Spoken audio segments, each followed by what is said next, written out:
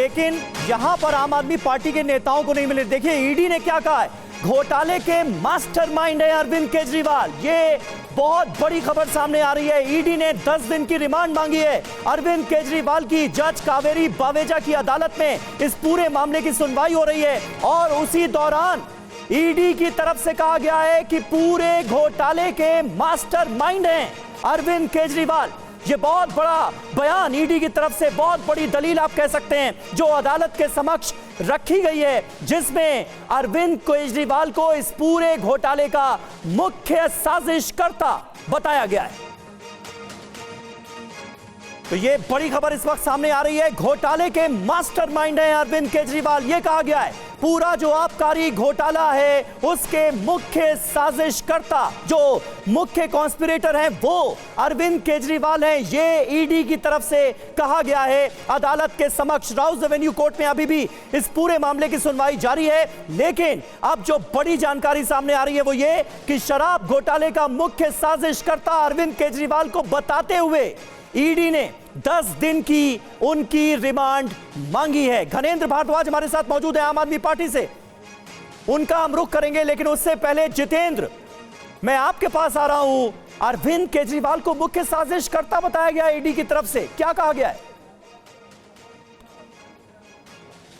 जी बिल्कुल, देखिए attorney solicitor general S V Raju ने साफ तौर पर स्पष्ट शब्दों में कहा कि इस पूरे घोटाले के मास्टरमाइंड अरविंद केजरीवाल हैं। इसके अलावा जो नीति तैयार की गई उसमें अरविंद केजरीवाल का अहम रोल था, साथ ही उसके क्रियान्वयन में अरविंद केजरीवाल का अहम रोल था। इसके अलावा मनीष सिसोदिया की जो बेल रिजेक्ट की गई थी उस दलील को भी आज अदालत के अंदर एसवी राजू की तरफ से रखा गया है। उसमें बताया गया कि मनीष सिसोदिया की बेल रिजेक्ट की गई इन्हीं आधारों पर, और यही वजह है कि अरविंद केजरीवाल की जो बेल है वो आने वाले वक्त में रिजेक्ट की जानी चाहिए। और तकरीबन 10 दिन की जो रिमांड मांगी गई है, ज्यादा से ज्यादा दिनों की रिमांड ईडी को अरविंद केजरीवाल की मिलनी चाहिए। इसके अलावा यह भी बोला है ईडी की तरफ से कोर्ट के अंदर कि एक्सपर्ट कमेटी जिसका काम होता है कि अगर कोई भी नीति तैयार की जाती है, उसकी फॉर्मेशन होती है, तो उस पर राय ली जाए, तो जो एक्सपर्ट कमेटी थी उसने भी अपना कोई काम नहीं किया। यानी कि अरविंद केजरीवाल ने सीधा ऑर्डर किया और उसके बाद यह नीति तैयार हो गई। तो सीधे तौर पर इस घोटाले का जो सरगना है या फिर कहें इस घोटाले का जो किंगपिन है वो सीधे तौर पर अरविंद केजरीवाल को ईडी ने कोर्ट के अंदर बताया। जी अच्छा जितेंद्र, अभी घनेंद्र जी कह रहे थे कि पीएमएलए में इसलिए मामले दर्ज किए जाते हैं क्योंकि इसमें बेल नहीं मिलती। आप ये कह रहे हैं कि बेल का विरोध किया गया है अभी से ही। अरविंद केजरीवाल अगर कोशिश करते हैं ईडी की तरफ से, तो इस पर क्या कानूनी स्थितियां हैं पीएमएलए कोर्ट की बेल को लेकर? जी बिल्कुल, देखिए साफ तौर पर ईडी ने अदालत के अंदर कहा कि मनीष सिसोदिया ने भी इस मामले में मुख्य भूमिका निभाई थी, जिस तरीके से अरविंद केजरीवाल की भूमिका सामने आई है, और सिसोदिया की जमानत भी सुप्रीम कोर्ट ने खारिज कर दी थी। ये दलील फिलहाल ईडी की तरफ से अदालत में दी गई है। और ऐसे में जो पीएमएलए के तहत मुकदमे दर्ज किए जाते हैं उसमें बेल मिलना पहले 6 महीने तक काफी मुश्किल होता है। तो जाहिर सी बात है ईडी सबसे पहले इस पूरे मामले में अपनी तफ्तीश को पूरा कर लेना चाहिए। अभी सिर्फ अरविंद केजरीवाल की इस मामले में गिरफ्तारी की गई है। सोर्सेज का कहना है कि अब जो सबूत अब तक ईडी के पास मौजूद है, जो आरोपियों के बयान ईडी के पास मौजूद है, उन सभी को अरविंद केजरीवाल के रोल से कोलैबोरेट भी करना है, और इसमें एक लंबा वक्त लगता है। तो ऐसे में ईडी की कोशिश होगी कि अरविंद केजरीवाल ज्यादा से ज्यादा दिनों तक सलाखों के पीछे रहे ताकि ईडी अपनी जांच को पूरा करे। जी ठीक है। हरीश खुराना जी, पहला रिएक्शन आपका। घोटाले के मास्टरमाइंड हैं केजरीवाल, ये ईडी ने कहा है अदालत में, यही तो आप लोग कह रहे थे इतने दिनों से। समीर भाई, मेरे तो ओपनिंग रिमार्क यही था कि मैं आता हूं। हरीश जी आप अपनी बात कंप्लीट कीजिएगा। एक और अहम खबर जो हमारे सहयोगी जितेंद्र शर्मा ने हमें दी है, केस में सिसोदिया की, मनीष सिसोदिया की भी मुख्य भूमिका है। सिसोदिया को सुप्रीम कोर्ट से बेल नहीं मिली। मनीष सिसोदिया के केस का भी जिक्र करते हुए ईडी ने ये दलीलें आज जज साहिबा के सामने रखी हैं और बताया है कि केस में सिसोदिया की भी मुख्य भूमिका रही और मनीष सिसोदिया को सुप्रीम कोर्ट से भी बेल नहीं मिली। तो ये बड़ी खबर, पहली घोटाले के मास्टरमाइंड है केजरीवाल, ये ईडी ने कहा है अपनी दलील में। और दूसरा, मनीष सिसोदिया का एग्जाम्पल देते हुए यह कहा गया है कि उन्हें भी सुप्रीम कोर्ट से इस मामले में बेल नहीं मिली। हरीश खुराना जी, ओपनिंग रिमार्क आपके चैनल के ऊपर यही था कि हम जो मानते हैं और पूरा देश मानता है कि जो मास्टरमाइंड है, किंग पिन है, वो तो अरविंद केजरीवाल है। धवन कमेटी की रिपोर्ट, जो भी एक्सपर्ट कमेटी की रिपोर्ट का जिक्र आपके संवाददाता कर रहे थे, वही तो हम कह रहे हैं। उन्होंने कहा था कि कि कार्टेल नहीं होना चाहिए, इन्होंने कार्टेल होने दिया। इन्होंने कहा था मैन्युफैक्चरर्स को रिटेल बिजनेस में नहीं आना चाहिए, इन्होंने वो आने दिया।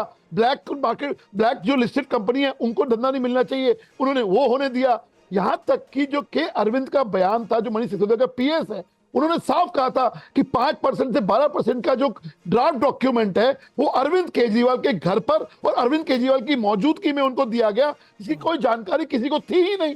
तो मेरा कहना यही है कि तमाम दस्तावेज चीख चीख के यही कहते हैं कि असल जो मास्टरमाइंड है वो अरविंद केजरीवाल है। नरेंद्र जी जवाब दीजिए। बीजेपी पहले से कहती आई है, आज ईडी ने सबूतों के साथ अदालत में भी यही कहा है कि मुख्य साजिशकर्ता केजरीवाल है। देखिए, हम तो पहले दिन से कह रहे हैं कि ईडी भारतीय जनता पार्टी की फ्रंटल विंग बन गई है। आज ईडी ने अदालत में वही बोला जो भारतीय जनता पार्टी के लोग बोलते हैं, क्योंकि स्क्रिप्ट जो है एक ही जगह से लिख के आती है, वो आती है प्रधानमंत्री कार्यालय से।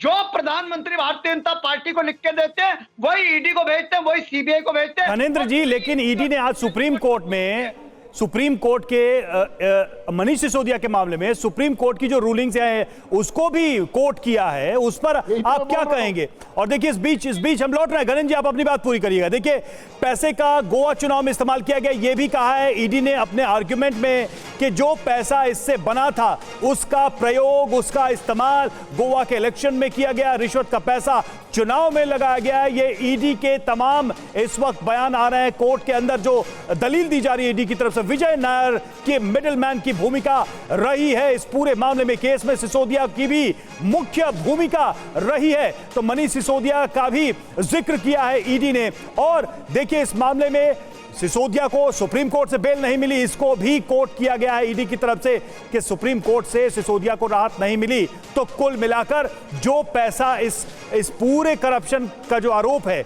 और उसमें जो बना, उसका इस्तेमाल चुनाव में भी किया गया, ये कहना है ईडी का, ये दावा है ईडी का। कोर्ट में ईडी की तरफ से ये दलील दी गई। जितेंद्र के पास चलेंगे। जितेंद्र, अब ये मामला तो बढ़ता जा रहा है, पहले ये सिर्फ दिल्ली की सीमाओं में था, अब इसमें गोवा का भी जिक्र आ रहा है कि जो पैसा था उसे साइफन किया गया गोवा इलेक्शन में।